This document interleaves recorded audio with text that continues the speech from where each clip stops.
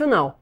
Falamos muito sobre isso nas últimas semanas e no final de semana teve uma novidade que pode representar um respiro, ou uma esperança, melhor dizendo. Israel decidiu rebaixar as relações diplomáticas com o Brasil depois de o governo de Lula não aprovar a nomeação de um novo embaixador israelense em Brasília. A decisão aconteceu nesta segunda-feira.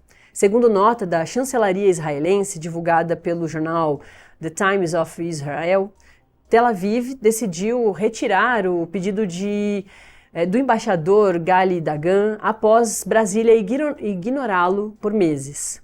Desde o último dia 12 de agosto, a representação diplomática israelense no Brasil está sem diplomata.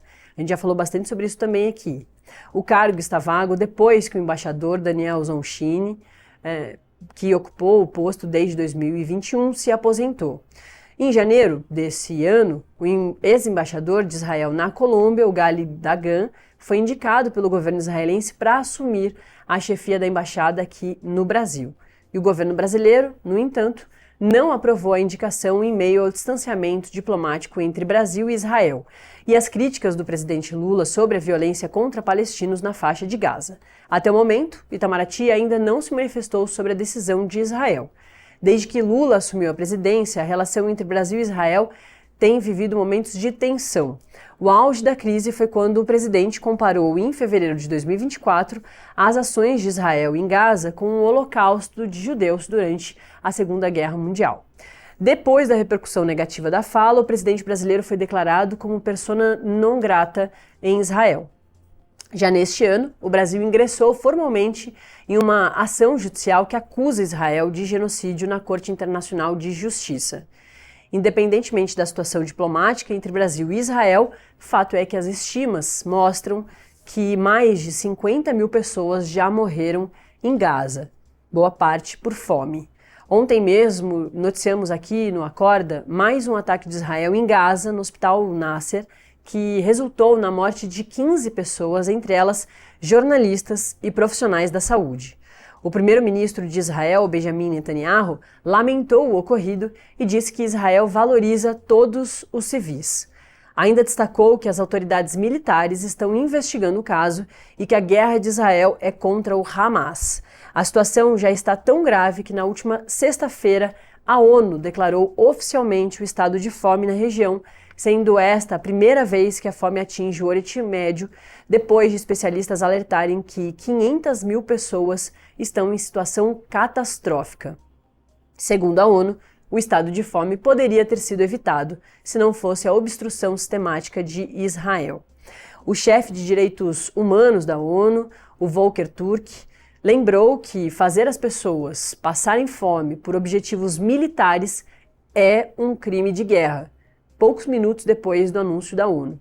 Para conversar comigo sobre esse ponto lá do comecinho da minha fala, que pode representar uma esperança em relação ao conflito entre Israel e Hamas, é o porta-voz da Unicef, uma das agências da ONU, que é o Ricardo Pires. Ricardo, prazer falar contigo, bom dia, que bom que você está aqui para ajudar a gente a entender um pouquinho do que pode ter de movimentação a partir dessa declaração oficial da ONU, né, sobre o reconhecimento da fome lá na faixa de Gaza, principalmente, onde tem milhares de pessoas, centenas de milhares de pessoas passando fome, crianças, idosos e aquelas imagens horrorosas que a gente vem vendo das pessoas esperando a ajuda dos céus, né, a ajuda a cair dos paraquedas, tentando derrubar os caminhões, inclusive os agentes humanitários também estão passando fome, né? Não tem comida nem para quem está ali tentando ajudá-los.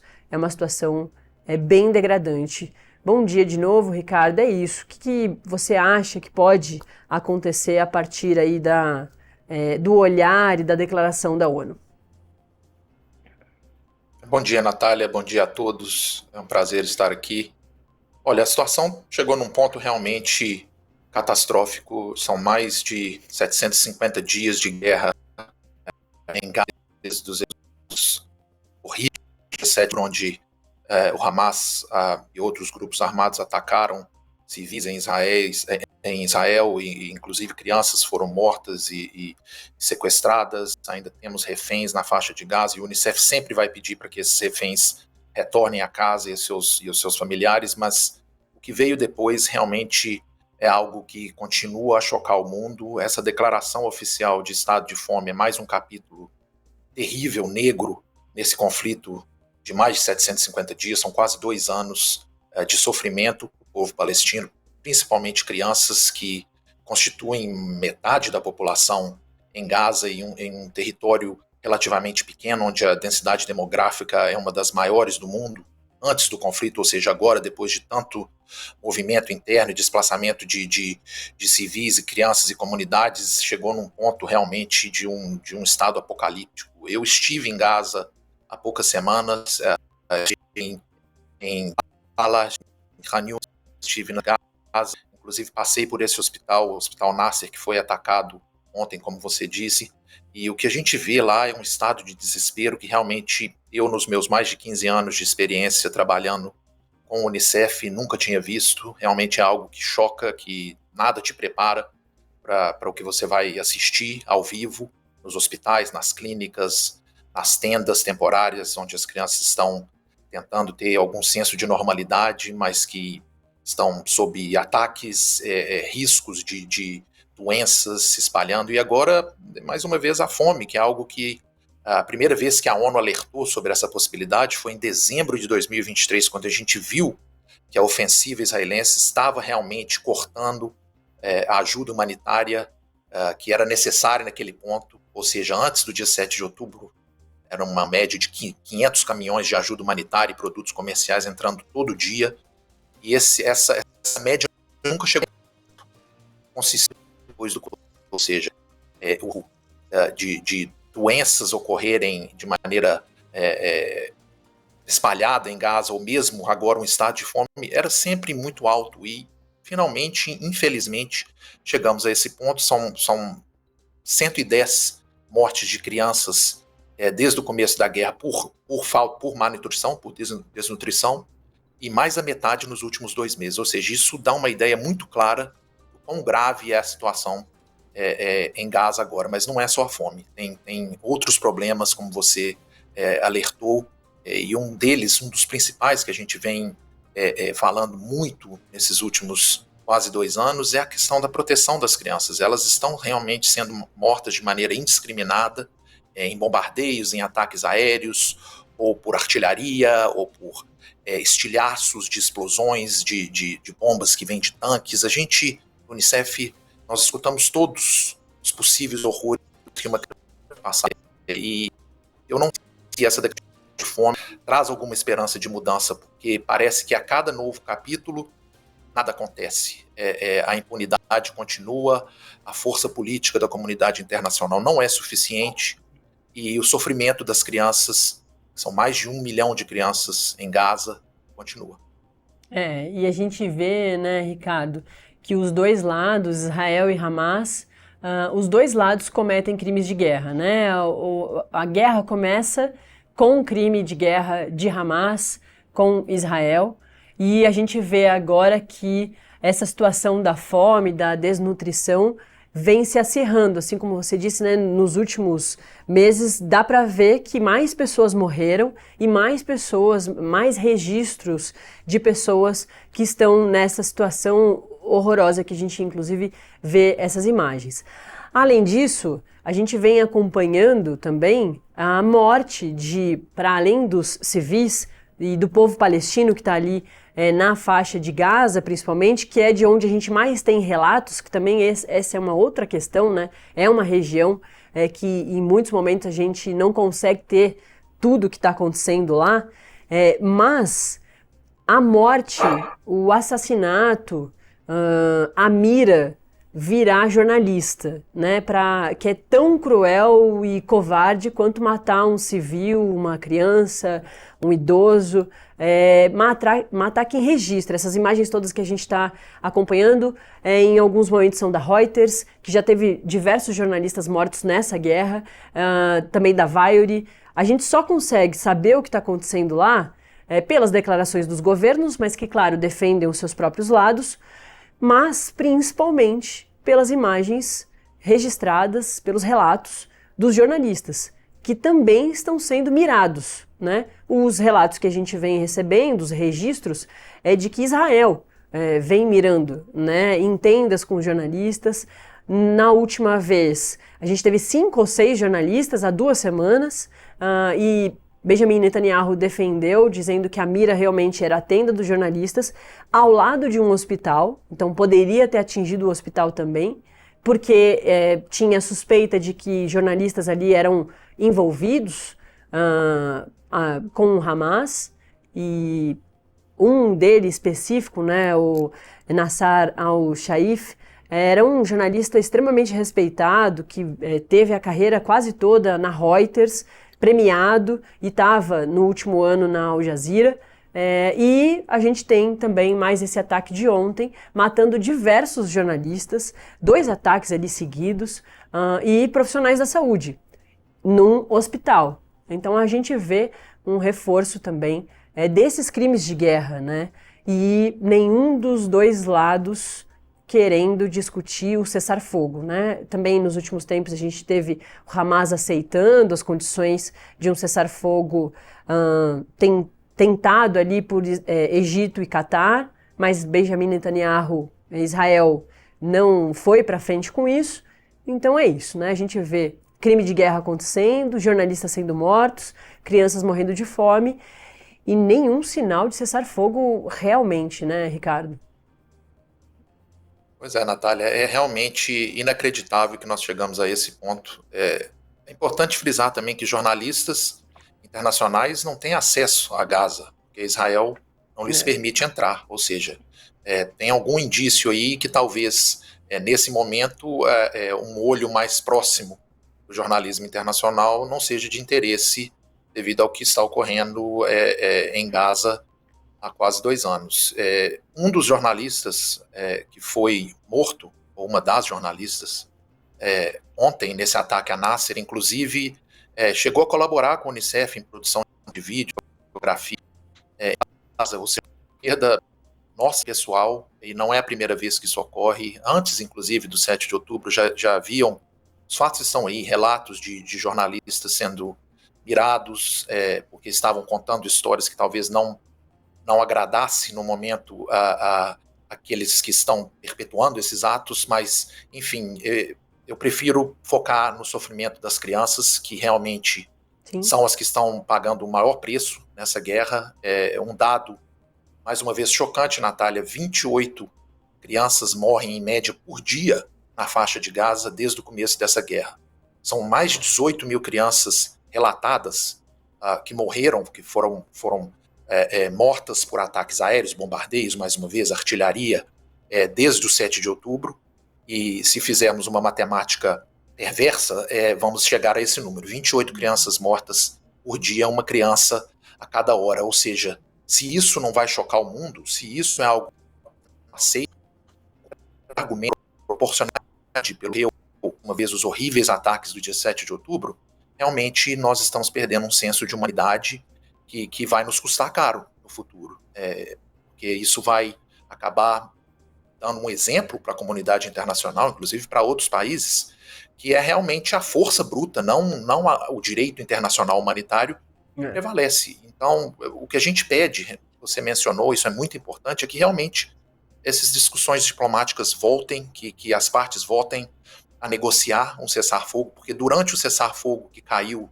em março, a ONU teve uma capacidade enorme de fazer a diferença, que é o que a gente sabe fazer. Não é algo que a gente começou a fazer em Gaza, estamos fazendo isso desde a fundação das Nações Unidas. O Unicef trabalha na região há décadas e já tivemos várias crises humanitárias, não só no Oriente Médio, mas também na África, em outros países, na Ásia, seja o desastre natural ou conflito. E a ajuda humanitária, ela chega a beneficiar, mas para isso precisa ter abertura das forças que estão ocupando o território, no caso Israel, para que isso aconteça. Isso é algo que é exigido pelo direito internacional humanitário. Ou seja, não é uma opção para Israel fazer, é um dever. E isso não está acontecendo. Desde o cessar-fogo houve uma obstrução, um bloqueio de meses, em que não entrava ajuda humanitária em Gaza, ou seja, aí a situação começou a piorar realmente, as crianças começaram a definhar, começaram a ter problemas de desnutrição, os números começaram a subir, para chegar nesse ponto que estamos agora. E isso vai espalhar, não é algo que vai ficar ali na região da cidade de Gaza, ou Deir el-Balah, ou Khan Yunis, vai para o sul também, porque já a quantidade de suprimentos já era baixíssima. Houve uma negociação, uma pausa temporária, há um mês atrás, mais ou menos, onde foi prometido mais acesso à ONU. Isso não aconteceu, em fato, não mudou nada. Os pouquíssimos caminhões que entravam não tinham logística dentro de Gaza, falta de segurança, pelo caos do desespero nos civis que estão realmente num ponto inimaginável para nós. Eu sou pai de família, tenho 3 crianças, não consigo imaginar o que é ver meus filhos passando fome, definhando na minha frente, sabendo que a ajuda humanitária está literalmente a alguns quilômetros de onde esse sofrimento está acontecendo. Eu realmente fico indignado como um trabalhador humanitário com o que está ocorrendo. Eu acho, sim, que os reféns precisam voltar imediatamente para suas casas. Se essa for realmente a única questão que está em jogo, ela deve ser resolvida, porque as suas famílias estão sofrendo também há mais de 2 anos. Eu estive em Israel, estive em Tel Aviv, em Jerusalém, tive reuniões com colegas do Unicef e autoridades locais. Realmente a gente sente uma comunidade traumatizada pelo que aconteceu. E que tem uma história de trauma muito grande. Isso deve ser levado em consideração. Eu tenho total simpatia. O Unicef tem total simpatia por criança, mas porém, não tem como justificar. Nem o trauma do dia 7 de outubro justifica os horrores que as crianças de Gaza estão passando agora. É isso, Ricardo. Acho que esse é um ponto bem importante e a gente vem reforçando isso aqui também. Quando a gente fala da guerra, a gente fala do governo israelense, né, Benjamin Netanyahu, investigado por corrupção, vai passar por julgamentos, e do outro lado, Hamas. Então a gente fala sobre essas duas instituições, mas a gente vem reforçando. Inclusive, nossos repórteres também já fizeram algumas viagens a Israel, conversaram com israelenses, entenderam quanto a população não aguenta mais também. E vem com essa sombra horrorosa do genocídio, que era o que eu queria te perguntar para a gente encerrar. Daria para a gente ficar conversando aqui um tempão sobre essa situação específica, mas queria te perguntar sobre isso, assim, a importância de um reconhecimento de um novo genocídio. Sim, a gente já teve o genocídio lá atrás com os judeus, que os judeus passaram, mas a importância de um novo genocídio que está acontecendo ali na faixa de Gaza, para que não volte a acontecer num outro momento da nossa história. Qual que é a importância, né, portanto, de se reconhecer o que realmente pode estar acontecendo lá na faixa de Gaza, com a população palestina que está presa ali no meio da guerra entre Israel e Hamas, Ricardo? Uma pergunta muito importante, Natália, mas eu prefiro deixar a resposta para os advogados, para os especialistas em direito humanitário internacional, em conflitos, em guerras, em genocídio, porque é um termo extremamente técnico que precisa ser, como a fome, a declaração de fome também existem requisitos que precisam ser encontrados ou que precisam ser reconhecidos para que essa declaração seja feita. A gente sabe que a Corte Internacional de Justiça entrou com uma ação contra o governo de Israel, você mencionou, o nosso governo brasileiro fez parte para prevenir que um genocídio aconteça em Gaza. Até onde a gente sabe, essas precauções não têm sido tomadas, tanto é que estamos relatando aqui um estado de fome, 28 crianças mortas todo dia, hospitais atacados, jornalistas mortos, ou seja, ao que tudo indica, está indo por esse caminho. Mas, mais uma vez, eu prefiro deixar qualquer comentário mais específico sobre uma declaração de genocídio aos especialistas, porque é algo realmente muito técnico, mas o sofrimento humano, o sofrimento das crianças que eu vi em Gaza é algo que realmente deixa uma cicatriz profunda. Eu não vejo como novas palavras não entrem nesse vocabulário dessa guerra tão cruel. Perfeito. Bom, a gente conversou com o Ricardo Pires, integrante da Unicef, uma das agências da ONU, sobre, mais uma vez, essa guerra que já dura anos entre Israel e Hamas, e principalmente o reconhecimento da ONU do estado de fome lá em Gaza. Ricardo, muito obrigada pela presença, a gente certamente vai contar contigo mais para frente, infelizmente, porque essa história ainda vai longe, né, pelo que parece. Obrigada. Obrigado a você, Natália. Bom trabalho.